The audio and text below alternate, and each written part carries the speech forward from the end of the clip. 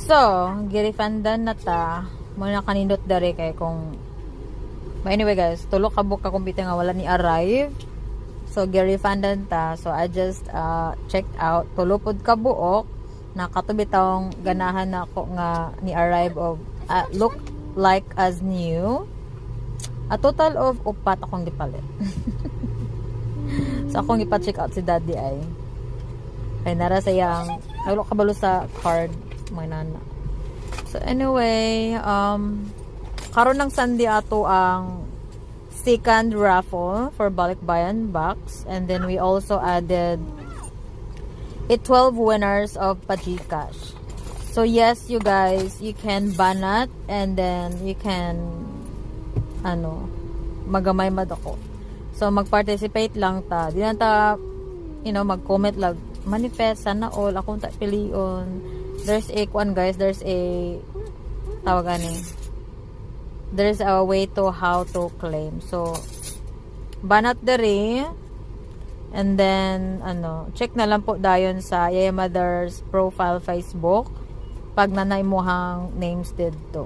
Kailangan guys banat mo multiple entry ta karon, and din ako mag-react sa imuhang comment. And make sure inyong comment po dere guys relevant para di manglagpot sa spam.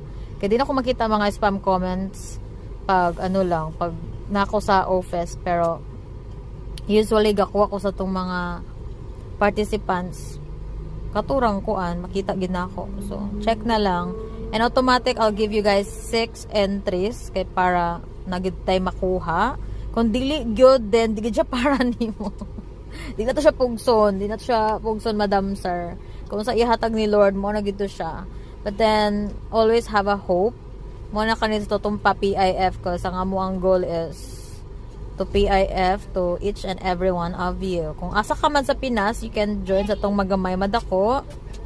And yes, lagi tanan atong Balikbayan box na ay pa Chromebook or pa laptop. So abang-abang, and congrats in advance this coming Sunday, January 11.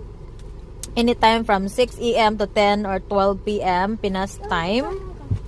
So kailangan, yes, you have to be present to claim sa tong magamay madako. And yes, see you there. So karon na napunta karon sa Ubrick iFix kasi ang cellphone ni dad nagtukar-tukar na. Well, taod-taod na pud day siya nagtukar-tukar, and need kanya yung cellphone, as in mas more than me.